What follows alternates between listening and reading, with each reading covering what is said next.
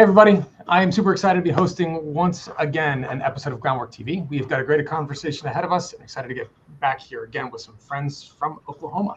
I'm Joe, founder of Groundwork Project, and I'm here with Joshana, Antoinette from Julius Jones Institute, and Aurelius from the Foundation for Liberating Minds. Both are Groundwork Organizing Network members, and we're going to do a deep dive into the JJI Community Advocacy Training Program and the policy work they're going to do in Oklahoma. So super exciting work and incredible work. Let's get right down to it. Before we dive into it, though, I just want to start with some introductions. Shoshana, I'm going to come to you first. Tell us a little bit about yourself, how you got involved with the Institute. Okay, thank you, Joe. And first, thank you also as well for highlighting this important work that we believe that will be a huge change with the layout of Oklahoma whenever it comes to all the reform that we know that Oklahoma needs. And so my name is Joshana Smith. I'm actually the program coordinator for the Julius Jones Institute. And the way that I found my way into this work actually was back in August of 21 from JB Williams, who was like, hey, have you heard about Julius Jones? And I was like, no, I haven't heard. And he was like, well, we're going to start having prayer vigils. And then he discussed how Julius was on Oklahoma's death row, and they were just trying to get community involved to support. And so I immediately went and watched the documentary, went to the prayer vigils, met Antoinette, Mama Jones, and just immediately wanted to be a part of trying to help save Julius's life, because I have 4 boys myself, and I was just like, hey, I would want people to stand up for my boys the same way that I see people standing up for Julius, especially his family. And so actually Antoinette met me with open arms and immediately was pouring back into me, even though her family was going through what they were going through at that time. And from then on, I was just plugging in and serving where I could, whether that was bringing donuts, pizzas, or whatever, just to be a support system. And now I'm grateful that they have actually allowed me to be a part of this vision for the community advocacy training. Jay, thank you. Beautifully said. Antoinette, tell us a little about your journey in this and a little bit about yourself. So I am I am Julius's sister. So I come to the movement just as an impacted individual fighting for my brother. However, I seen fit early on to fight for him. So just a blessing to basically have community members such as Aurelius and Joshana be a part of the response that Julius gave, which was to create the Institute, the Julius Jones Institute, in response to the efforts that saved his life. And so I'm just the advocate. I mentor a little bit. I do a little bit of coaching. Right now it's just on pause because I'm full-time advocacy. But I love making sure that our youth are heard and that we bring resources to our youth. So I do a little bit of everything, but it's mostly for the fight for my brother's freedom. Thank you. And Aurelius, round us out. Tell us a little bit about yourself. Yeah, thank you, Joe. Great to be here. My name is Aurelius Francisco. I am one of the lead trainers with the Julius Jones Institute Community Advocacy Training. And like Joe said, I'm also the co-founder and executive director of Foundation for Liberating Minds, which is a close partner with the Julius Jones Institute. I'm an organizer in Oklahoma City, born and raised on the east side of Oklahoma City. I believe really strongly in the possibility and potential of freedom and of freedom movements. And so sort of pour my all into it. I first heard of Julius's story in 2019. I was a young, fiery student activist. I was one of those students who was like, I'm going to change the world. I'm going to do it all. Quickly learned that, it takes more than just me as an individual. We got to have a movement. And so got involved loosely with the Julius Jones Coalition. Followed through with that during my time with the Terrence Crutcher Foundation in 2021, really doing what I could to stand up and call for, Julius to not be executed, which we were successful at through movement building.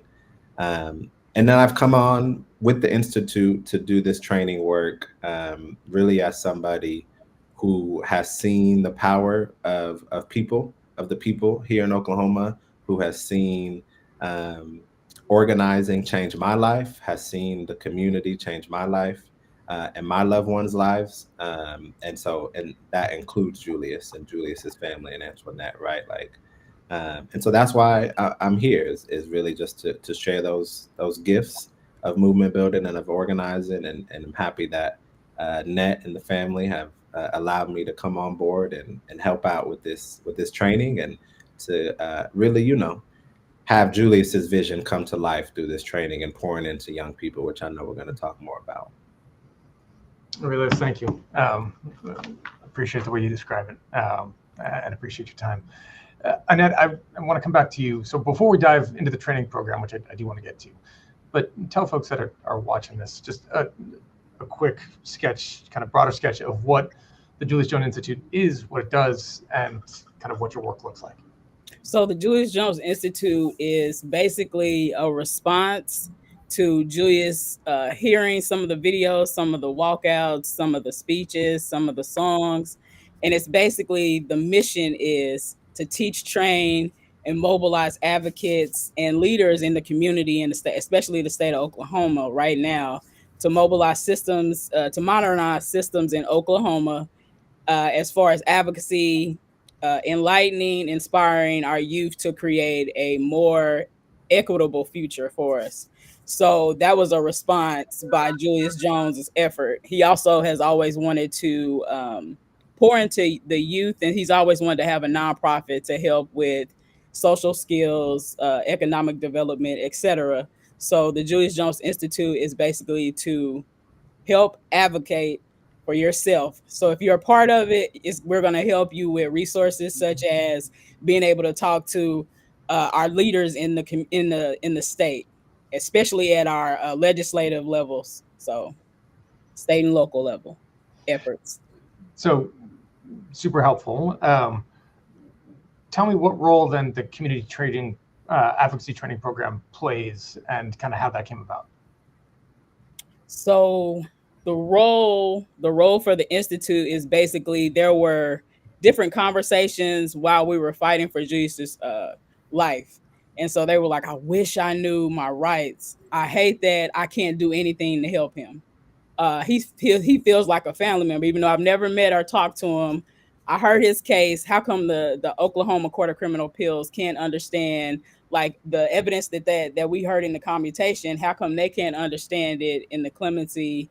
Like, why is this man still being held and convicted, and he has a possible innocence claim, and he is innocent, right? So we got together with a lot of nonprofits, a lot of world changers as well, a lot of nonprofits that are worldwide as well. And we thought about it. What are they really at? What is our community really asking? What do we really need help with? So we started canvassing. So being a part of FLM, Foundation for Liberating Minds, helped us be able to go into the communities and in real time talk to our community members, and not just say, hey, we have resources for you, but what resources do you need? And so it also started with the efforts of talking to our pastors in the community, which that is a movement now in this season that we need. We need our pastors, and we need the church to stand with us as the community. If we're hurting, then everybody is hurting, right? So all of that tied into basically, what is the community saying that they need help with? And they're literally telling us, when we go in and we do community walks, we do knock a knees with different churches, with different pastors, and especially our first cohort, they are really taking the ball with it. So they have continued the efforts of advocacy training, continued the efforts of bringing resources to marginalized communities, the importance of voting, breaking down the importance of voting, educating. So knowledge is power, right? That's something that Julius often talks about. Know your ledge. And so I could talk more, but I don't want to over talk. But I'm truly excited for the first and the second cohorts, how they are plugged in the community.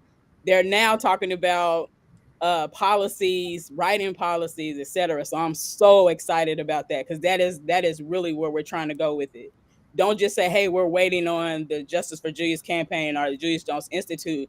Hey, they gave us some tools and some resources, and they're standing alongside us. They're not in front of us, but they are helping us, and they're moving forward as community members. And so that's our mission, right? There's a lot there, but there's a lot there. So thank you for walking us through it, Antoinette. Aurelius, you're kind of approaching this through a similar but distinct lens of restorative justice. How do you bring the folks together in the program? Yeah. I mean, so we use a restorative justice lens and restorative practices throughout the training practice. And so we start each of our in-person sessions with an opening circle, and circle practices are restorative justice practices. It is an opportunity to share in community, to share openly and vulnerably. And it is really, I believe, the best way for folks to hear each other and be heard by other people within their community, right? So there's lots of different facilitation methods, but a circle allows for everybody's voice to be heard, allows for people to share honestly. And, this institute, each cohort has been full of different kinds of people who have been incarcerated, people who have been impacted by police violence, young people who are students and still sort of learning, right? Super experienced advocates who have been doing work for a long time in different areas, right? And so what the restorative justice lens really allows is for all of these different kinds of people to come together and say, we believe in this fight for Julius Jones. We believe in this fight for freedom for all of our communities, right? And we want to do this work together. And so the circle work, the restorative practices really allows for those different kinds of voices to be heard, and also ensure that, like, when conflict arises, when we are disagreeing with each other, like, that we are able to still hear each other's voices, empathize with each other instead of, going at it, because this work is hard and it's stressful. And a lot of people are dealing with trauma, and we disagree. People disagree. Like, we're going to talk about this policy in a second. People had different ideas for what they wanted the main policy to be, right? And so there's so many issues in a place like Oklahoma. So there's so many ways that we could go. We have to stay focused because we do have, limited capacity in this work. And so coming together is what, really allows us to use what power we do have towards a collective aim, which, whether that's a policy issue or, like Antoinette was saying, sharing resources and things like that. So the restorative justice lens is really about, like, undergirding all of the relationship pieces of it, right? Because organizing is at its core just about relationships, building strong transformational relationships. So powerfully said, and the approach of gathering folks around in that circle so that everybody's voice can be heard, they can be seen, eye contact is there, the validation is there, but it's powerful. It's hard, it can be exhausting, but empowering too. So look forward to diving more into that. Jay, one of the most powerful aspects of the program is how Julius himself remains at the center of the curriculum even while he's incarcerated. So tell us a little bit about how his voice shapes this work and how it stays at the center of it. Yes. Actually, Joe, you just said the word that I was thinking about, and you said empowering. And so when I think about Julius's voice, we always want to make sure that his voice is, if it's not his voice, then it's letters, are at the center of every class that we start. We try to start every class with words from Julius because, how do I say this? Truly, if someone who is incarcerated is able to put aside all of the hell that they've been through being on death row for over 20 years, right? And then thinking that on November the 18th of 2021, you are going to be going home to your family, that now almost 4 years later, you're still housed, right, for something that you didn't do. So it's empowering to understand and know that when we share this with our fellows and even with us as staff members and community members, that someone who has faced such injustices is still willing to put the community first, right? And so for me, and I think for all of us, I can say that it's empowering. It makes you not want to stop, honestly. And so making sure that Julius's vision comes to light whenever it comes to college students, like we are engaged with OU college students that want to pursue, law or criminal justice reform or all of those things. We are making sure that we're doing everything that we can do from Julius's vision to be able to implement these different processes and just actually giving them their voice. Like Antoinette said earlier, she said the biggest thing that Julius speaks about is knowledge and knowing your ledge. And so we really try to teach them, like when we were at the Capitol this past Thursday, knowing how to make sure you're prepared to understand the knowledge that you're getting ready to share when you're in a room of folks that potentially could help you make change, right? And so knowing your ledge, always being prepared. Another thing that we do, we have an opportunity to teach voter education to the youth and to those that have been impacted by the justice system all across the state of Oklahoma. But particularly when we're at Diversion Hub and we're teaching and we're in communication and community with folks, that is one of the biggest things that we push, right? Is we ask them, what is an issue you would like to see changed? Which comes directly from Julius, because he believes if we don't understand the issues that are happening within our community, we can't gain the trust to then motivate them or empower them, right, to be able to advocate for themselves or the issue at hand for what they believe in. And so we really encourage them, to be present in your community, show up to the town halls. These are all the things that Julius Darius Jones has implemented and sowed seed into us for us to be able to carry that forward through the Institute. And so we don't leave a space without bringing Julius Darius Jones into that space and letting people know if he can fight for you in the conditions that he is in today, we have to find something inside of us to be able to fight for ourselves as well. Jay, so well said. Thank you. And obviously extraordinary that he's been able to navigate just, I don't even know how you describe that process, right? But the fact that you're starting every one of those sessions and programs with his words does keep it right at the center and his journey right at the center of it. So an incredibly powerful focusing point to build from. I want to shift to the policy work here because I know folks are going to be interested in that. So open up to the three of you before we get into what happened with your time at the Capitol. But you're focusing on civic engagement, you're focusing on organizing, you're doing advocacy. What does that curriculum look like? And whoever wants to jump in first can have at it. I'm going to defer to our instructor, Aurelius. I appreciate it. We do a lot with this curriculum. It's 8 weeks, in-person and virtual sessions.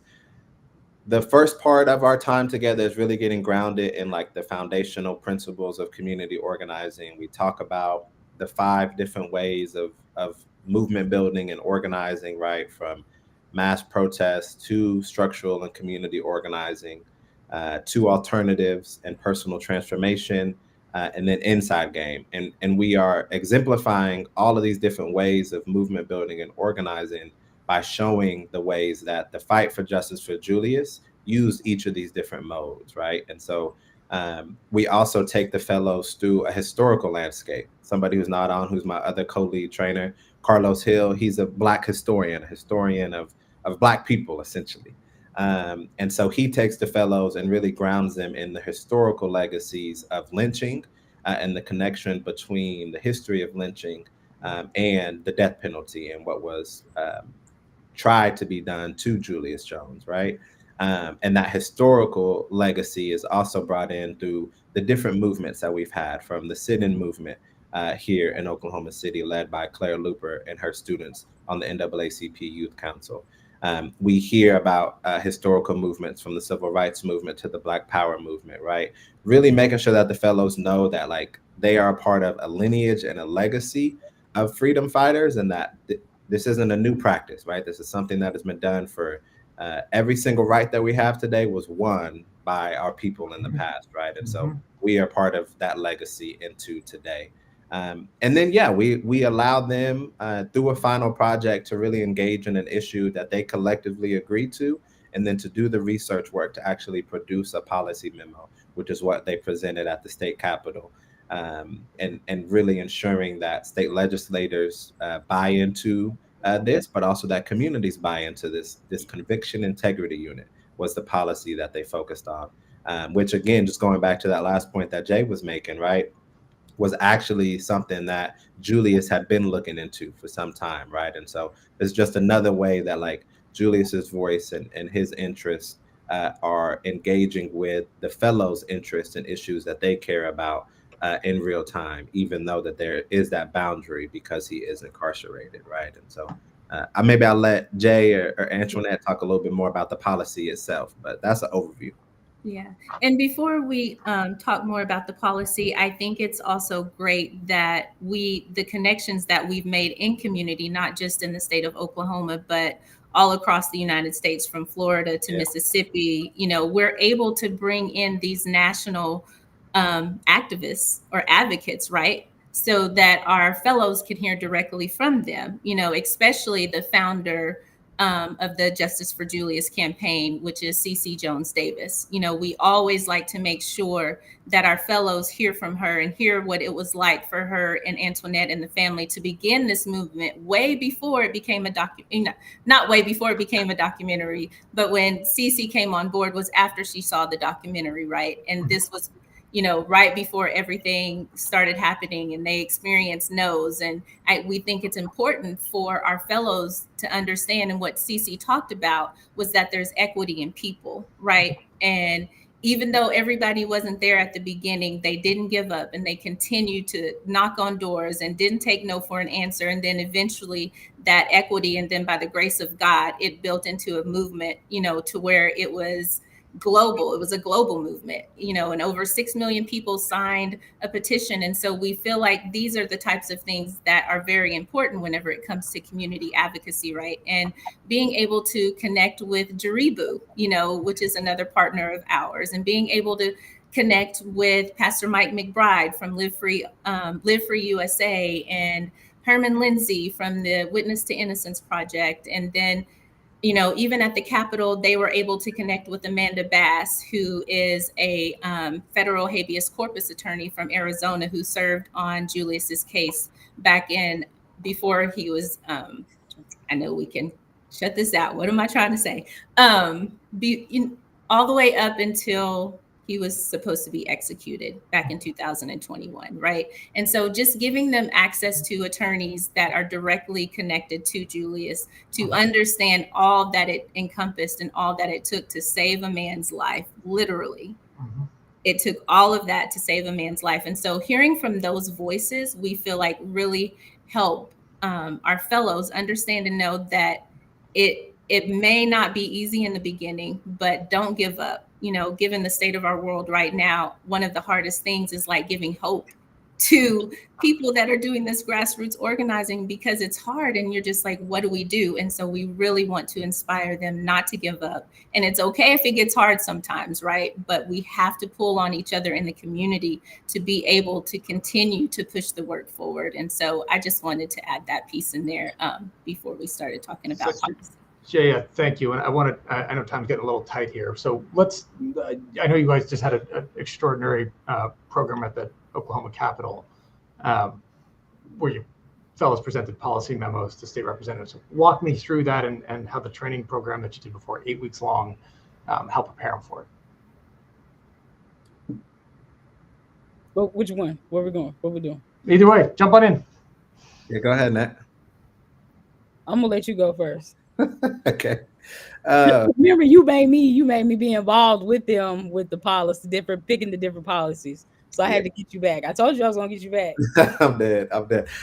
Yeah. So the day at the Capitol is JJI Day at the Capitol, where we got to really ground in being back at the Capitol, where some 4 years ago, hundreds, if not thousands, of Oklahomans gathered, where students walked out of class to say that, we won't allow for Julius Jarius Jones, an innocent Black man, to be executed by the state of Oklahoma. And so the Capitol is oftentimes a place of great harm for marginalized people in Oklahoma, but it's also a place where people power can get shown the strongest. And so the fellows were able to share a policy memo that they have been researching and working on the conviction integrity unit for the last, I would say, 4 or 5 weeks in the program. We broke out the fellows into teams. There was a research team who was focusing on the back end research, focusing on the data points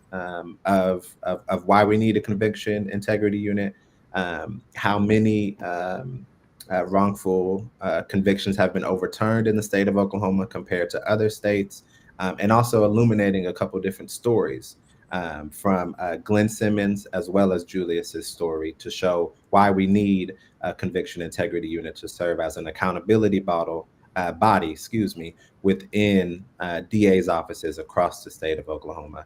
And that policy was actually presented to state legislators, current state legislators, who have agreed to continue to look into this work and engage with our fellows and with the entire Julius Jones Coalition to actually bring this policy to the floor at the Oklahoma State Capitol. And so, I would say that the fellowship as a whole really allowed the fellows to lean into their strengths as well as some of their weaknesses. So, having young students be able to present a policy in front of current senators and representatives is like a huge feat, right? To have system impacted people, formerly incarcerated people, be able to shake hands and connect with community members who are part of this coalition and a part of this fight was really, really powerful, right? And it is why we bring the fellows to, it's sort of like a field trip, right? Throwback to school. Why we bring them to the Capitol is to really show the power of bringing people together at this place where all of these harmful policies are made, but now we have the opportunity to say we want to bring a policy that can help not only Julius Jones, but so many other Oklahomans who are incarcerated, who don't need to be. Any other thoughts that you guys want to jump in on? You want to say something? No, I'm gonna let you go, and then I have just something quick to say, but you go ahead. What I was going to say with the CIU that they're offering, we feel like it was an answer to a lot of different things in Glenn Simmons' case and Julius Jones' case and Richard Glossop's case and Khalifa's case. That should have been, it should have been an integrity unit there. It would. I feel like it would have helped. It would. I think it would be very instrumental to have this unit in all different states, especially the state of Oklahoma, where there is a huge. There is a large history of Oklahoma having, I believe, the highest rate of wrongful convictions, I believe, per capita, I believe, nationwide. And so this will be a huge response to that. You can't get rid of that huge elephant at one time, but chipping away at that, I believe that gives hope to the community, also brings light to their voices of things that haven't been heard and overlooked and swept under the rug. So I'll pass it on to Jay Shauna. Yeah, I think the biggest thing is accountability, right? There's such a lack of accountability that causes so much harm to people, and the things that they focused on, during this policy memo was even prosecutorial misconduct, right? Just so many different things that oftentimes discourages people because they're like, we're not going to vote. It's not going to change. But if we can continue to get this momentum going and get this policy passed, it's not only going to affect, wrongful convictions and all these different things that come with that, but then we feel like people will have to start being held accountable for not doing the right things that cause people to lose years and years and years of their life. And just in Oklahoma alone, I think when we were at the Capitol for Wrongful Conviction Day, over 465 years have been lost for wrongful conviction that people cannot get back. And so we just want people to be held accountable. We're not wanting it to be unfair. Equal, consistent, and fair is how it should be. And no one's life should ever be taken because they may think that they're guilty, or they just want to have someone to take the fall for something that didn't happen. This has been an incredibly powerful conversation, you three, and I'm grateful to you. And we're basically at time here.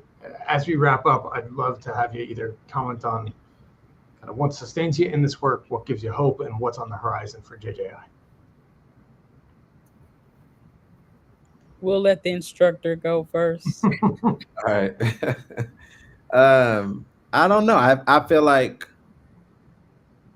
we honestly, like, what gives me hope, what keeps me going, what sustains me is just like the reality that, like, when I go into Joseph Hart or into Mabel Bassett, which is another women's facility here in Oklahoma, there are so many people languishing away in Oklahoma's prisons, and I have the distinct privilege of being semi-free out here in the world, right? I'm able to go where I want, to go to work, to go to meetings, right? And so I believe that I have a duty to engage in this work and to fight. And I just really believe that freedom is possible. I'm stubborn in that way. And so to me, like, we don't have a choice, right? Like, we have to do this work. And so that's what keeps me going, because there are so many people who are locked up, and so many people even who aren't incarcerated, right? Who are suffering because of the policies and the practices of people in power in Oklahoma and across the country and across the world, right?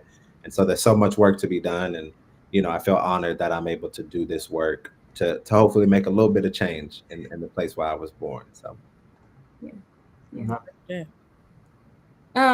Man, what keeps me grounded, honestly, Joe, is God himself. Like, literally, I do not feel like I would be able to continue to do this work in the manner that we do it without his leadership first, and without him just sustaining and saving me, but then also too, I will say that Julius Darius Jones and so many people like him motivate me just to continue to fight for what's right, and to stop labeling folks that are housed by a number. They're a human being, and just if I can get one person or two people to understand that there is so much life, and folks that people are writing off because of decisions that they've made in the past, or even decisions that wasn't made and now they're being accused of it and they lose 26 years of their life, right? Like, we've got to just show love to people, right? And love is what is keeping me grounded during this, because outside of that, Joe, honestly, it gets really hard and frustrating at times. And if we don't do it, who's going to do it? Right. And what us as a people have to understand, when we come together, there is real, true equity and power as we come together that can flip systems and change things, and history has shown that. We've been given the footprint and the roadmap to do that. And if we can just continue to gain the trust of the community and push forward, I think true change will continue to happen. And with the Institute, the biggest thing is that we just want to continue making connections in the community, giving hope where there's no hope, giving jobs where there's no jobs, and just to continue to be that resource for people that feel like they've been forgotten about, and just to let them know we're here to walk this walk with you and to give you the tools you need to be able to be successful, to fight a system that continues to hold us down. That's good. I don't know how to go back that one. I should have went first. But long story short, what keeps me grounded and what keeps my family grounded is definitely God and the word of God, and just wanting to let people see God's heart on display, right? So that means my effort, my behavior, everything that I'm about must be grounded in God. And I seek guidance from him, which is how we got to where we are. But I stay grounded through efforts and people like CC Jones Davis, Pastor Mike McBride, Dr. Tiffany Crutcher, God bless her, for being a part of the Institute, especially when the very foundation of it was starting, and still, linking back in and checking in, sitting on panels. Herman Lindsay from Witness to Innocence, Desmond Meade. I could go on, Demetrius Minor, etc. But those particular people keep me grounded. They check on all of us. They especially check on Julius.